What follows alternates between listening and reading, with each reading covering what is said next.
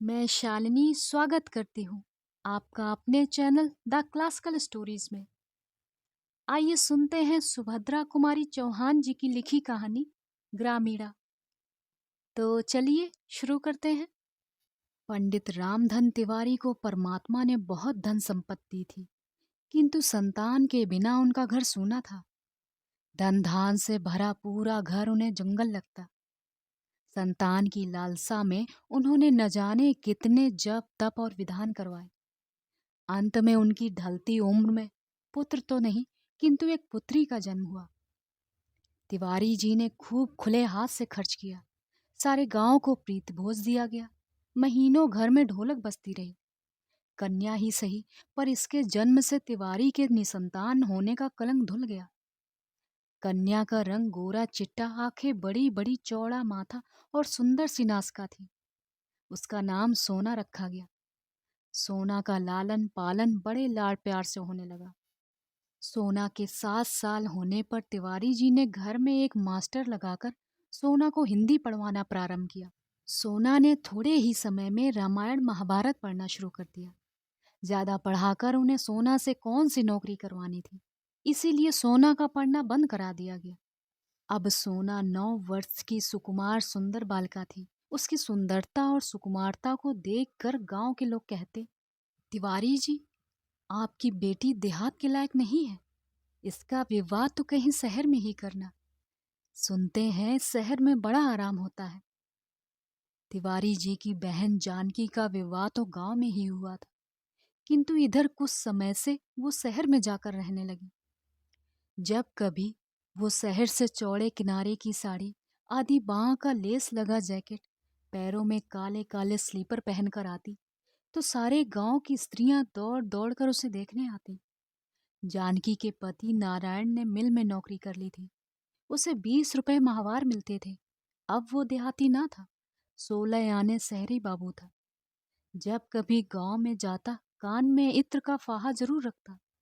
गांव वालों को अपने जीवन से शहर का जीवन अधिक सुखमय और शांतिदायक मालूम होता। इन्हीं सब बातों को देखकर और सोना की सुकुमारता को देखते हुए सोना की मां नंदो ने निश्चय कर लिया था कि मैं अपनी सोना का विवाह शहर में ही करूंगी। किंतु सोना को कुछ भी ज्ञान न था। वो अपने देहाती जीवन में ही मस्त थी। वो दिन भर स्वच्छंद फिरा करती, कभी कभी समय पर खाना खाने आ जाती और कभी कभी खेल में खाना भी भूल जाती। सुंदर चीजों को इकट्ठा करना और उन्हें देखने का उसे व्यसन सा था। गांव में उसे अपने जोड़ की कोई लड़की ना मिलती, इसीलिए किसी लड़की से उसका अधिक मेलजोल न था। पर नंदो को सोना का स्वच्छंद रहना पसंद न था। वो सोना को दबा भी ना सकती थी। जब कभी वो सोना को कुछ भी कहती तो तिवारी जी उसे आड़े हाथों लेते। लड़की है, पराए घर तो उसे जाना ही पड़ेगा। क्यों उसके पीछे दिन रात पड़ी रहती हो? जितने दिन है खेल लेने दो। तुम्हारे घर जन्म जन्म भर थोड़े ही रहेगी। लाचार नंदो चुप रह जाती। सोना ने 13वें साल में पैर रखा, किंतु तिवारी जी का ध्यान इस तरफ था ही नहीं। एक दिन नंदो ने उन्हें छेड़ा, सोना के विवाह की कुछ फिक्र है? तिवारी जी चौंक उठे। सोना का विवाह? अभी वो कै साल की है? किंतु ये कितने दिन चल सकता था? लड़की का विवाह तो करना ही पड़ता है। इधर सोना भी अभी निरी बालिका थी। वो राजा रानी का खेल खेला करती। अब उसके अंग प्रत्यंग में धीरे धीरे यौवन का प्रवेश हो रहा था, किंतु सोना का उसको ज्ञान ही ना था। सोना का विवाह तय हो गया। वर की आयु 22 साल थी। वो सुंदर, स्वस्थ और चरित्रवान युवक थे। एक प्रेस में नौकरी भी करते थे। 75 रुपए माहवार तनख्वाह पाते थे। घर में एक बूढ़ी माँ को छोड़कर और कोई न था। बिहार के रहने वाले थे और कुछ ही दिनों से यूपी में आए थे। पर्दे के बड़े ही पक्षपाती और पुरानी रूढ़ियों के कायल थे। नाम था विश्वमोहन। जब तिवारी जी ने विश्वमोहन एवं उनके घर को देखा तो उनकी खुशी का ठिकाना न रहा। विश्वमोहन बाबू पूरे साहब दिखते थे। उनके घर के सभी खिड़की दरवाजों पर चिके पड़ी थी। जमीन पर एक दरी बिछी हुई थी, जिसके बीच में एक गोल मेज थी। मेज के चारों तरफ कुर्सियां थीं। सुंदर सुंदर प्यालों में मेज पर बैठकर चाय पीने का तिवारी जी के जीवन का ये पहला अनुभव था। चाय पीने के बाद तिवारी जी ने 2 गिन्नियां वृक्षा में देकर शादी पक्की कर दी। रास्ते में नारायण ने कहा, घर में देखा कितना पर्दा है। इनकी माँ बूढ़ी हो गई हैं, मगर मजाल है कि कोई परछाई भी देख ले। तिवारी जी खुशी खुशी घर लौटे।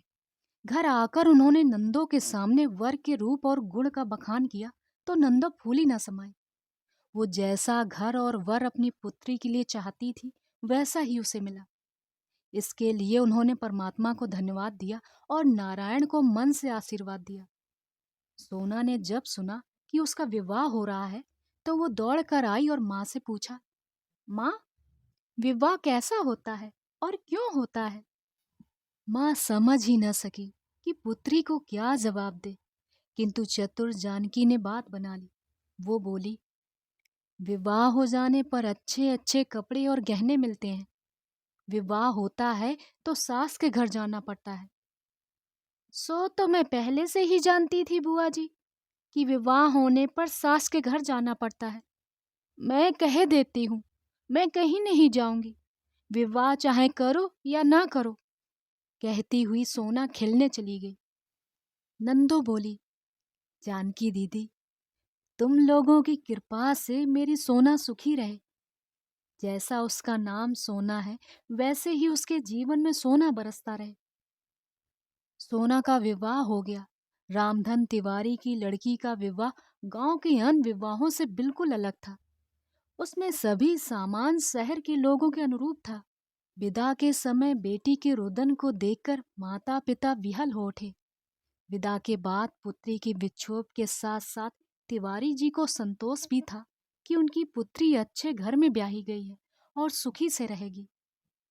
सोना ससुराल पहुंची।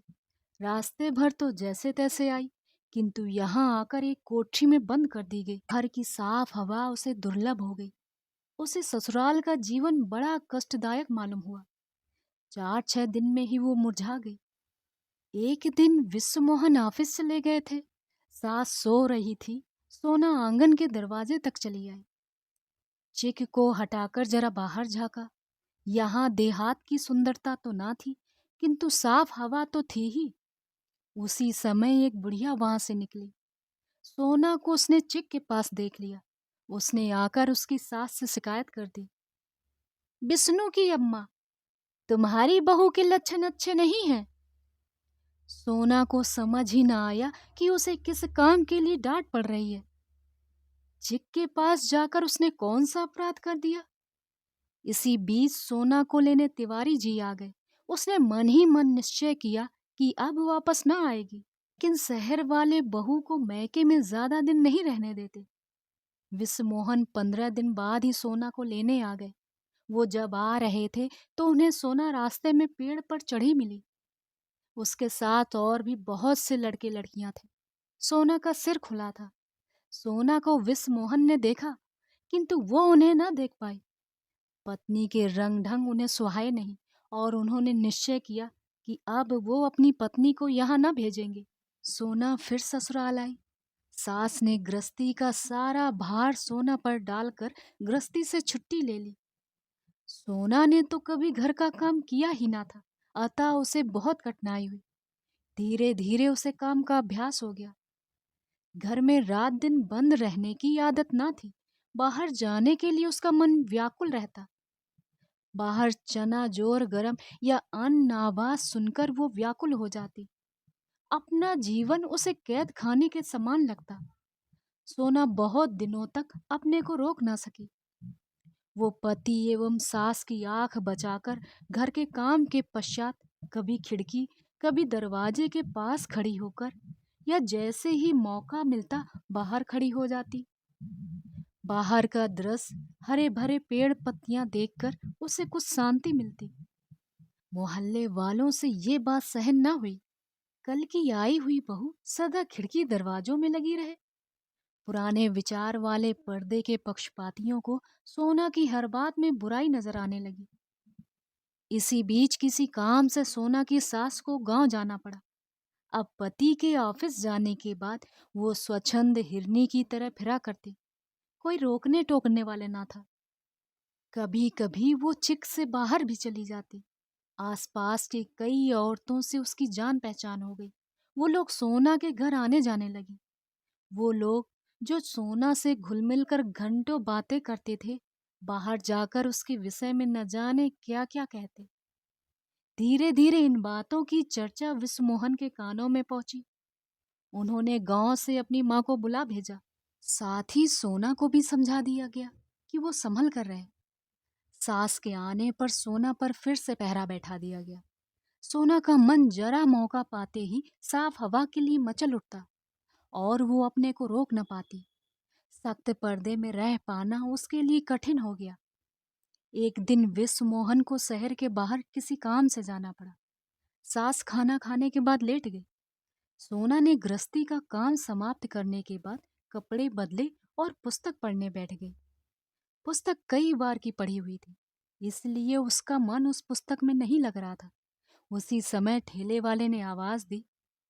किताब फेंककर सोना दरवाजे की तरफ दौड़ी। ठेले वाला जरा दूर निकल गया था। निराश होकर वापस लौटने ही वाली थी कि पड़ोस में रहने वाला बनिए का लड़का फैजू दौड़ता हुआ आया और बोला, भौजी, सुई धागा हो तो जरा मेरे कुर्ते का बटन टाक दो, मैं कुश्ती देखने जाता हूँ। सोना ने पूछा, कुश्ती देखने जाते हो कि लड़ने? फैजू मुस्कुराकर बोला, दोनों काम करने हैं भौजी, पहले बटन तो टाक दो, नहीं देर हो जाएगी। सोना सुई धागा लाकर बटन टाकने लगी। फैजू वहीं फर्श पर सोना से जरा दूर हटकर बैठ गया। गाड़ी 3 घंटे लेट थी। विश्वमोहन ने सोचा, यहाँ बैठे बैठे क्या करेंगे, चले तब तक घर में बैठकर आराम करेंगे। सामान स्टेशन पर छोड़कर स्टेशन मास्टर की साइकिल लेकर विश्वमोहन घर पहुंचे। बैठक में फैजू को देखकर उनके तन बदन में आग लग गई। अपने गुस्से को पीकर चुपचाप अंदर आए। माता के पास आकर बैठ गए। सोना ज्यों-त्यों किसी प्रकार बटन टाक कर कुर्ता फैजू को देकर अंदर आई। उसने सोचा भी ना था कि जरा सी बात यहाँ तक बढ़ जाएगी। पति का चेहरा देखकर वो सहम गई। उसने डरते डरते पूछा, कैसे लौट आए? विश्वमोहन ने रुखाई से उत्तर दिया, गाड़ी लेट है। सोना ने फिर पूछा, अब कब जाओगे? विश्वमोहन ने तीव्र दृष्टि पत्नी पर डाली और कठोर स्वर में बोले, गाड़ी 3 घंटे बाद आएगी, तब चला जाऊंगा। सोना के आग्रह करने पर विश्वमोहन अपने कमरे में गए। कुर्सी पर बैठकर एक पुस्तक के पन्ने पलटने लगे। पढ़ने के नाम पर वो एक अक्षर भी ना पढ़ पाए। अपनी अंतर वेदना को चुपचाप लहू के घूंट की तरह पी रहे थे। सोना का आचरण उन्हें पीड़ा पहुंचा रहा था। पति की आंतरिक वेदना उससे छिपी नहीं थी। उसने अपना सिर विश्वमोहन के पैरों पर रख दिया। बोली, इस बार मुझे माफ कर दो। अब तुम जो कहोगे मैं वही करूंगी। मुझसे नाराज ना हो। विश्वमोहन के पैरों पर जैसे किसी ने जलती हुई आग धर दी हो। तिरस्कार के स्वर में बोले, ये बात आज तुम पहली बार तो नहीं कह रही। ये मौखिक प्रतिज्ञा है, हार्दिक नहीं। अब तुम्हारे इस आचरण के कारण मैं शहर में सिर उठाने काबिल नहीं रहा। जो जी में आता है करती हो। भला ये सौदा तुम्हारे पास ही बटन टकवाने क्यों आया? तुम इनकार न कर सकी? सोना ने भय कातर दृष्टि से पति की ओर देखते हुए कहा, जरा सा तो ही काम था। पड़ोसी धर्म के नाते मैंने सोचा कर देना चाहिए। इसी प्रकार जरा जरा सी बातें बड़ी हो जाया करती हैं। निभाया करो पड़ोसी धर्म, मगर मेरी इज्जत का ख्याल मत करना। कहते हुए विश्वमोहन बाहर चले गए। आहत अपमान से सोना तड़प उठी। बैकटे वृक्ष की भांति खाट पर गिर पड़ी और खूब रोई। रो लेने के बाद उसका जी हल्का हुआ। उसे अपने गांव का स्वच्छंद जीवन याद आने लगा। नदी पर गांव भर की बहू बेटियां एक साथ स्नान करने जाया करती थी और फिर एक साथ गीत गाती हुई लौटती। कितना सुखमय जीवन था वो। चने के खेत में चने की नर्म नर्म पत्तियां खाया करते। वहां छीना झपटी भी हो जाया करती थी। अपने पड़ोसी कुंदन के लिए वो माँ से झगड़ कर मिठाई ले जाती थी। क्रोशिये से एक सुंदर गोल बटुआ बनाकर उसने कुंदन को दिया था। कुंदन की भाभी नई नई ब्याह कर आई थी।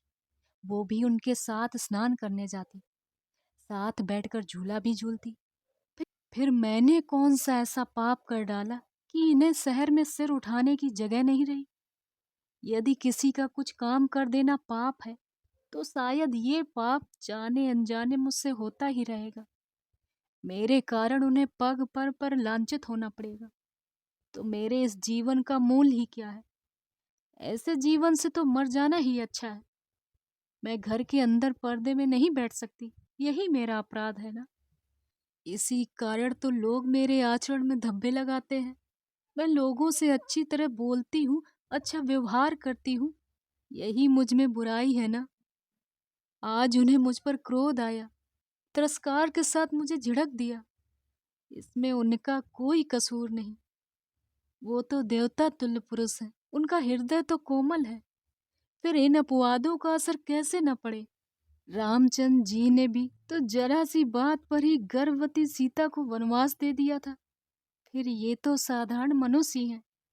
इन्होंने जो कुछ कहा ठीक ही कहा है, पर इसमें मेरा दोष कहाँ है?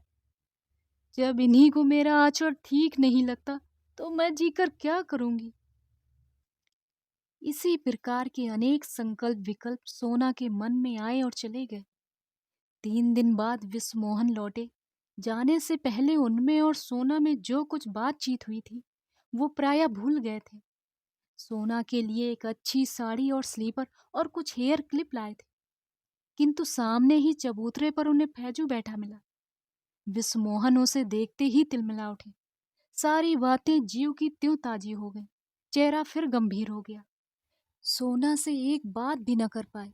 माँ से एक दो बातें कर बिना भोजन किए ही ऑफिस चले गए। सोना से ये उपेक्षा न सही गई। पिछले 3 दिनों से वो खिड़की दरवाजे के पास भी न गई थी और उसने ये निश्चय किया था कि अब कभी न जाएगी। विश्वमोहन के व्यवहार ने उसे अधिक खिन्न कर दिया। अपने जीवन को समाप्त करने का उसे और कोई साधन न मिला। आंगन में लगे धतूरे के पेड़ से उसने 2-3 फल तोड़ लिए और उन्हें पीस कर पी गई। कुछ ही क्षण बाद सोना के हाथ पैर अकड़ने लगे। उसकी जबान ऐंठ गई और चेहरा काला पड़ गया। वो देख रही थी किंतु बोल नहीं सकती थी। इसी समय तिवारी जी सोना को विदा कराने आ पहुंचे। सोना पिता को देखकर बहुत रोई। देखते ही देखते सोना के प्राण पखेरु उड़ गए। सोना सदा के लिए शांति की नींद सो गई। अपवाद की विषैली वायु उसे छू भी ना सकी थी। घर भर में कोहराम मचा था। शाम 6 बजे विश्वमोहन ऑफिस से लौटे। घर में रोने की आवाज सुनकर उनका हृदय अज्ञात आशंका से कांप उठा। घर आकर देखा, तिवारी जी कन्या की लाश गोद में लिए दहाड़े मारकर रो रहे थे। इस बीच तिवारी जी कई बार कन्या को लेने आए, किंतु विश्वमोहन ने विदा न किया। विश्वमोहन और तिवारी में कोई खास बातचीत न हुई। अंतिम संस्कार के बाद जब विश्वमोहन लौटे तो मेज पर उन्हें सोना का पत्र प्राप्त हुआ। मेरे देवता, मैं मर रही हूँ। मरने वाला झूठ नहीं बोला करता। आज तो अंतिम बार विश्वास कर ही लेना, मैं निर्दोष थी। मुझे लगता है या तो मैं इस दुनिया के लायक नहीं, या ये दुनिया मेरे लायक नहीं। इस छल कपट से भरपूर संसार में मुझे भेजकर विधाता ने उचित नहीं किया। आप मेरी कठिनाई ना समझ सके। एक वातावरण से दूसरे वातावरण में पहुंचकर मैं अपने को शीघ्र अनुकूल ना कर पाई। अपने मरने का मुझे कोई अफसोस नहीं। दुख है तो केवल इस बात का कि मैं आपको सुखी ना कर सकी। अभाग्नि सोना। आप सुन रहे थे सुभद्रा कुमारी चौहान की लिखी कहानी ग्रामीणा। कहानी आपको कैसी लगी कमेंट बॉक्स में ज़रूर बताएं। चैनल पर नए हो तो प्लीज़ प्लीज़ सब्सक्राइब करें। ऐसी और कहानियाँ सुनने के लिए चैनल पर आएं। आपसे वहीं मिलूंगी। बहुत बहुत धन्यवाद।